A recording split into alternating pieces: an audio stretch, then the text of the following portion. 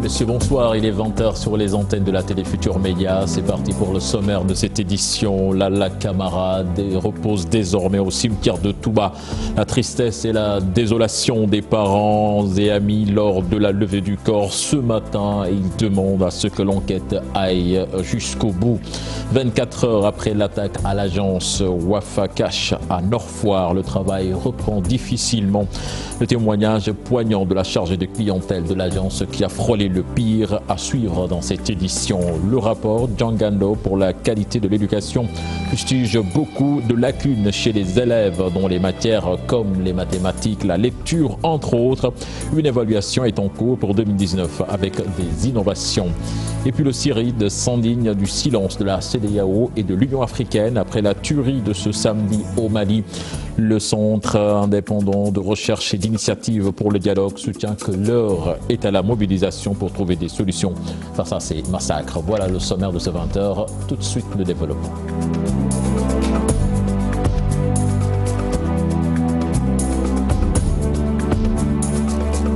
Bienvenue à toutes et à tous. La levée du corps de Lalla Camara, l'étudiante sénégalaise tuée en Angleterre, s'est tenue ce matin à la mosquée de Mermoz. C'était en présence des parents, amis et proches. Sa famille demande à ce que l'enquête aille jusqu'à son terme. Cher Diop, Tierno Laurent Mendy était pour nous. La tristesse se lit sur les visages. L'émotion est vive. La dépouille de Lalla Camara, attendue depuis des jours, est enfin arrivée. L'étudiante tuée en Angleterre, son papa ne veut guère se confier. Parents, amis et proches ont tous fait le déplacement.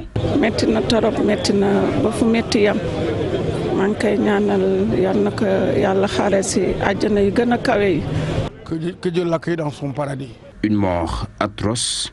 Le corps de la jeune fille découvert dans son appartement à Manchester, en Angleterre. Ses proches demandent que l'enquête aille jusqu'au bout. C'est une situation vraiment difficile. Il faut enquêter, affaire l'air. Après la levée du corps, direction Touba pour l'enterrement, Lalla, l'étudiante sénégalaise, est partie à jamais sans dire au revoir à ses parents. Elle est partie sûrement avec ses projets qu'elle ne réalisera jamais. L'annoncer dans les titres de cette édition, attaqué ce mercredi par des malfrats. Les employés de l'agence Wafa Cash de Nord-Foire ont repris difficilement le boulot ce matin. La chargée de la clientèle, sous le choc, déclare avoir frôlé le pire. Comme vous allez l'entendre dans ce reportage signé à Mamadou Fall et Mohamed Dia.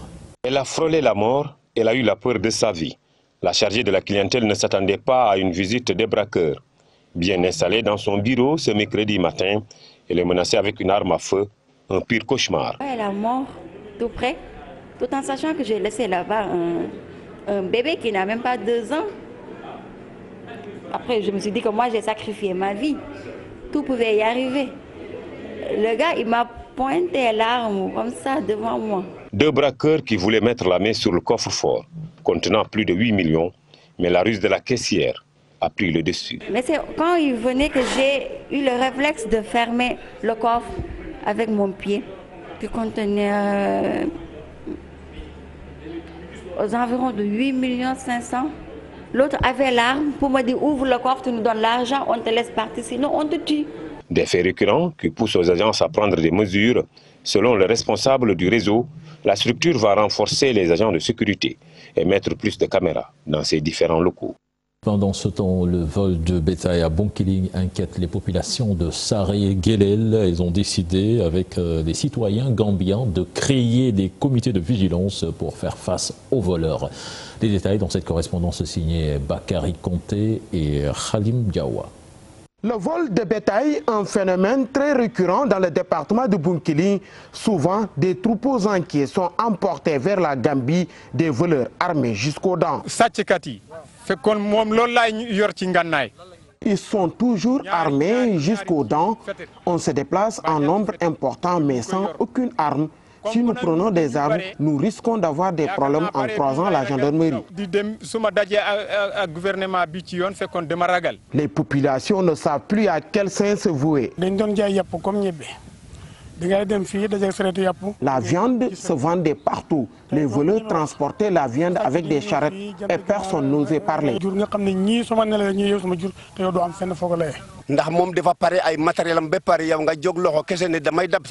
Ils sont toujours armés. Tu peux poursuivre un voleur jusqu'à retrouver les bœufs, mais le voleur armé refuse de les rendre et si tu insistes, il te tue.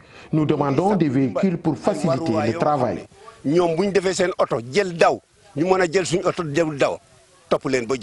À Serre-Guelel, dans la commune de Tankon, les populations ont créé des comités de vigilance en collaboration avec des Gambiens. Si un animal est volé au Sénégal, le comité de vigilance contacte celui de la Gambie et nous commençons les recherches en territoire gambien jusqu'à retrouver les animaux ou les voleurs.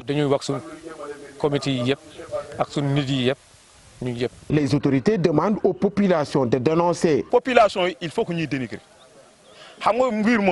Dénoncer, mais japonani am sàcc fu ñu ko mën a gisee nañ ko dénoncer ñi ñi xam ko te kon comité bi lool moom mooy seen njëriñ te gis nañu résultat. Ces comités de vigilance créés dans les zones frontalières demandent l'appui du ministère de l'élevage. Restons dans cette partie du pays à Maka-Kouli-Bantan avec les pannes récurrentes de forage liées à la coupure d'électricité. Le comité d'organisation de la 31e édition du Gamou annuel tire la sonnette d'alarme et invite les autorités à prendre les mesures nécessaires avant le début du grand événement religieux. C'était lors du CRD préparatoire à la gouvernance de Tambacounda. Les détails dans cette correspondance signée Moussa Omar Gueye. À Maka-Kouli-Bantan, le forage est alimenté par le réseau électrique de la Sénélec et par conséquent, s'il y a une coupure d'électricité, le liquide précieux l'eau se fait désirer. Elhadj Soriba Diaby, le président de la commission d'organisation de la 31e édition du Gamou annuel, lance ainsi un appel pressant à l'endroit du gouverneur adjoint qui a présidé le comité régional de développement CRD. Sécurité, l'hydraulique, l'hygiène, la santé, en tout cas l'ensemble des services qui devraient normalement participer à la bonne réussite de cette organisation-là. Nous les avons réunis aujourd'hui et nous les avons aussi instruits. Tout le monde connaît un petit peu l'envergure de cet événement religieux qui draine énormément de monde, ce qui nécessite forcément que des mesures d'accompagnement puissent être prises par l'autorité, en tout cas pour permettre au comité d'organisation de bien réussir en fait cet événement. Le 2 avril 2019 coïncide avec la prestation de serment du président de la République Macky Sall. De ce point de vue, le Khalif général Elhadj Oumou Sankoung Diaby du Daïra Ibrahimiyya de Karambaya compte formuler des prières pour un Sénégal uni et prospère. Parlons éducation à présent, des lacunes dans des matières comme les mathématiques, la culture générale, la lecture signalée dans le rapport 2016 de Djangando pour la qualité de l'éducation. Une évaluation pour 2019 est en cours avec des innovations. 500 jeunes pour enquêter sur le niveau des élèves en lecture, maths, culture générale. La présentation de ces activités était ce matin. Les détails dans ce compte-rendu signé Ahmadouba et Aminata Baresso. Résultat du baromètre 2016 de Djangando, 16% des élèves ont un niveau acceptable en lecture contre 20% en mathématiques, un faible niveau des élèves à corriger. Les objectifs pour l'année 2019, c'est de pouvoir réaliser cette évaluation au sein des ménages, mais également de pouvoir partager l'ensemble des données qui sont collectées, parce que nous faisons cette évaluation depuis 2012. Nous avons passé beaucoup de temps à collecter ces données, mais à partir de 2019, nous avons deux objectifs majeurs. C'est l'utilisation des données par les décideurs, les communautés et les citoyens, mais également accroître les programmes de remédiation que nous faisons pour les enfants en difficulté. Des corrections à travers des enquêtes. Plus de 500 jeunes vont faire le tour des ménages sénégalais pour évaluer des élèves en lecture, mathématiques et culture générale. En 2019, nous ne savons pas encore, mais nous partons sur 16 000 ménages. Tout dépendra de la disponibilité des enfants, de la disponibilité des chefs de ménage à nous accueillir dans les ménages et à nous permettre de toucher le maximum d'enfants. Par ces programmes de remédiation qui sont faits par les enseignants et par des remédiateurs communautaires en lecture et en mathématiques. Nous l'avons testé dans les régions et lorsque nous avons regardé les résultats de ces différentes initiatives de remédiation, nous voyons qu'en l'espace de 2 mois, les enfants arrivent à régler la majeure partie des difficultés, que ce soit en lecture ou en mathématiques. Au terme de ces enquêtes, Diangando va exposer les différents résultats aux autorités compétentes pour relever le niveau des élèves en lecture, mathématiques et culture générale. Pour la campagne 2019, les travaux sont en cours en collaboration avec tous les démembrements de l'école sénégalaise. Le Sénégal s'apprête à célébrer le 59e anniversaire de son indépendance ce 4 avril. Plus de 4000 militaires et paramilitaires sont attendus pour le défilé. Le thème cette année, les forces de défense et de sécurité en exemple dont la construction, la citoyenneté et à l'unité nationale. Le directeur de la DIRPA faisait face à la presse ce matin, compte rendu signé Mohamedou Lamine Ndiaye et Thierno Laurent Mendy. Le thème retenu pour le défilé de cette année est un exemple dans la construction à la citoyenneté et à l'unité nationale. Le colonel Abdou Ndiaye d'inviter les citoyens à s'inspirer des valeurs militaires. Le thème de la fête de cette année est celui que vous voyez dans la format. Ce thème comporte 2 volets. Le deuxième volet, c'est par rapport à l'unité nationale. Il y a un autre volet qui est important, c'est le concept armée-nation. On en parle tout le temps. Le concept armée-nation se traduit d'abord par le service national. C'est également la participation au développement économique et social du pays. Dans le cadre du défilé qui se déroulera à la place de la Nation, 4035 éléments des forces armées et 1815 civils seront mobilisés pour y participer. Il y a 4035 qui vont participer au défilé, pour 1815 pour les civils. Il y aura également les forces spéciales terre, air, mer qui vont défilés groupés, parce que nous avons des forces spéciales pour l'armée de terre, pour la marine nationale et pour l'armée de l'air. Donc ils vont défiler en bloc. À la veille de la fête du 4 avril, une retraite au flambeau est prévue. La sécurité sera de mise.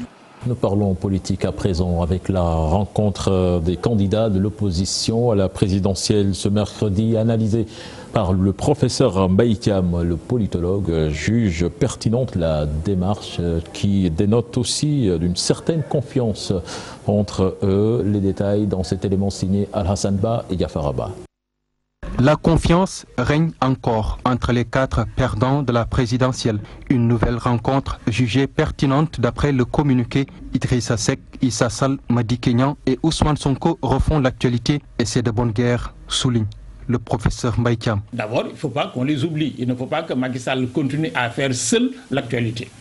S'il continue à être seul au devant de l'actualité, l'opinion et les gens qui vont finir par considérer que l'actualité tourne autour de Macky Sall.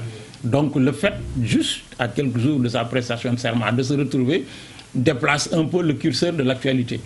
Pour se rappeler qu'il y a 4 personnes qui étaient en compétition avec lui, qui ont perdu et qui se radicalisent. Comme cela peut être aussi, de manière beaucoup plus consistante et beaucoup plus formelle, un début de concertation, de discussion pour construire quelque chose.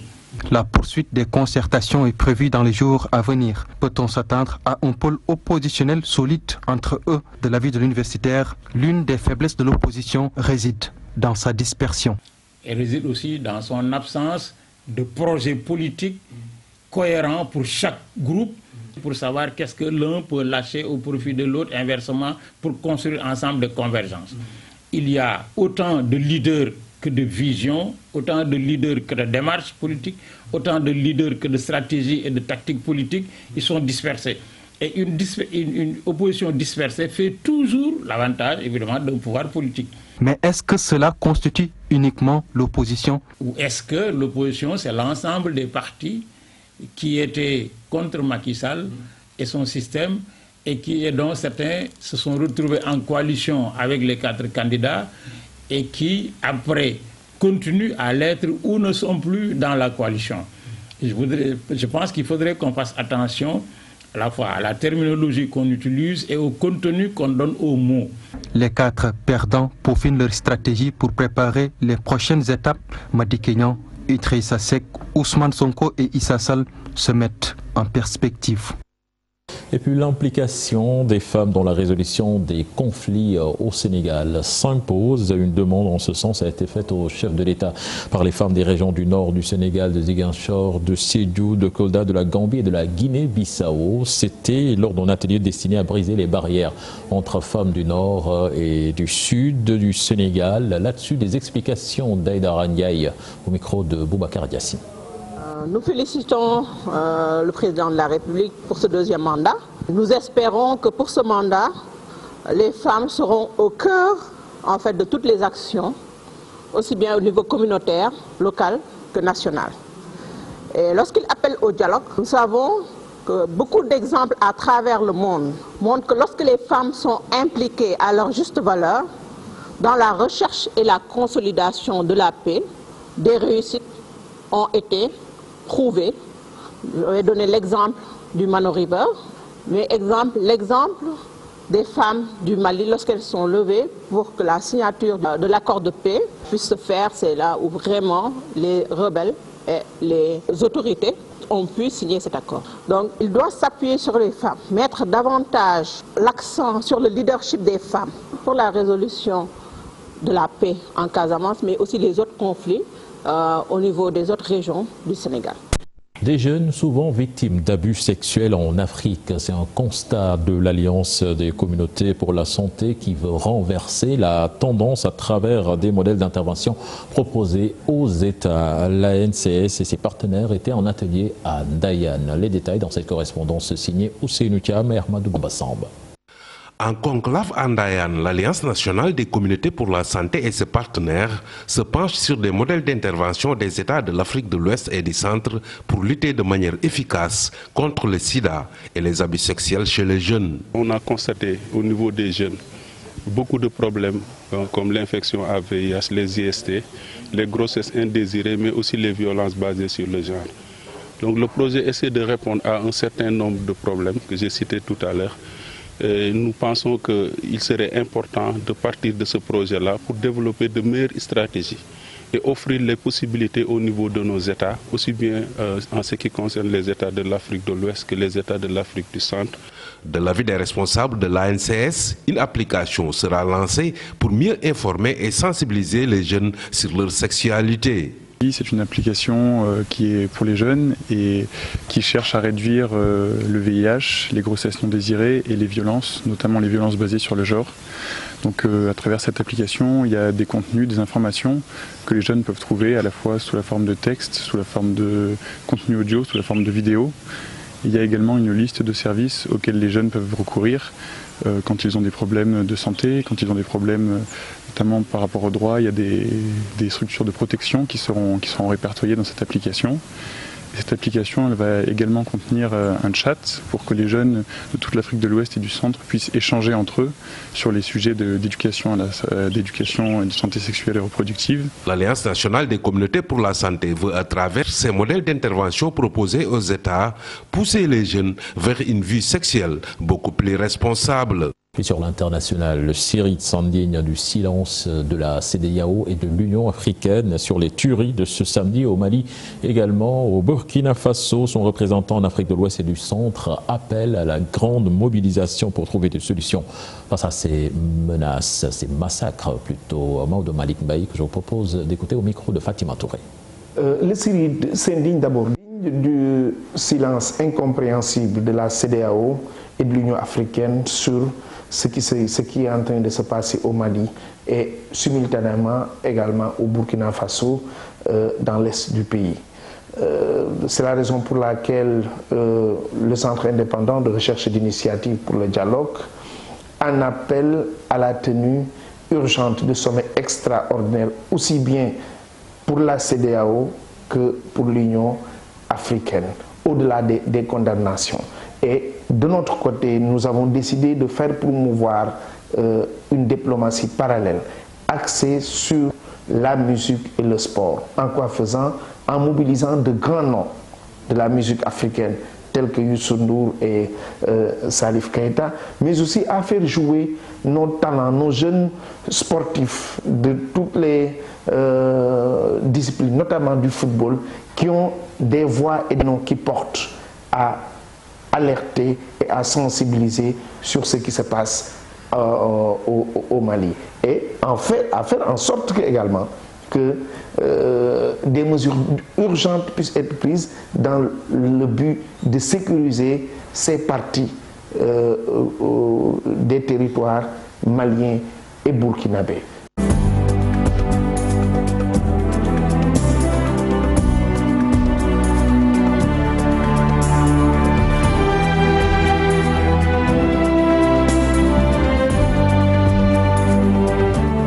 Basketball, Coupe du Maire, Mermoz Basket Club et Guédiawaye Basket Academy vont poursuivre leur chemin. Ils ont sorti respectivement Disso 60 à 44 et HLM Basket Club 49 à 41. C'était au Stadium Marius Ndiaye, compte rendu signé Chersa Diara et Modou Diop. Guédiawaye Basket Academy crée la sensation en Coupe du Maire. Le pensionnaire du National 2 a sorti HLM Basket Club qui évolue au niveau au-dessus. Menant du début à la fin du match, GBA s'est imposé 49 à 41. L'équipe des HLM est une équipe qui joue en D1 alors que GBA est une équipe qui n'est pas connue. Nous sommes à notre troisième année de participation dans le championnat tout entier. Donc c'était un peu difficile de battre une équipe de D1. Ouais, dans le match, nous avons joué des zones presse en avant, nous avons joué des zones presse. Nous sommes venus au bout de l'équipe HLMois avec une rigueur en défense et ça a payé quoi. Mermoz Basket Club a de son côté fait respecter la logique. Il a dominé Disso 60 à 44 pour continuer sa route dans cette compétition. Quand on joue avec une équipe de deuxième division, il faut les respecter, il faut jouer avec beaucoup de rigueur. Et c'est ce qui nous a manqué aujourd'hui. Mais aussi, il faut constater que aussi cette équipe-là, on a tourné l'équipe-là. Parce qu'on a au moins 6 à 7 joueurs qui sont blessés. On les a fait reposer, on a joué avec le banc. C'est pourquoi on n'a pas pu dérouler le jeu qu'on voulait. Ils sont euphoriques, ils sont beaucoup plus en jeu quand il faut jouer avec l'expérience. Et c'est ce qui nous a valu cette victoire-là. On va essayer de jouer la finale parce qu'on a perdu la Coupe Saint-Michel, donc on va essayer de se concentrer sur cette coupe-là. Si la Coupe du Maire est parmi les objectifs de la saison de Mermoz, la priorité est ailleurs pour Guédiawaye Basket Academy, la montée en National 1. Merci à vous, cher Sadi Boudiara. C'était le dernier élément de ce journal. Prochain rendez-vous pour l'information, ce sera à 0h avec le tout en images. Excellente suite de programme accompagné de la TFM. Au revoir.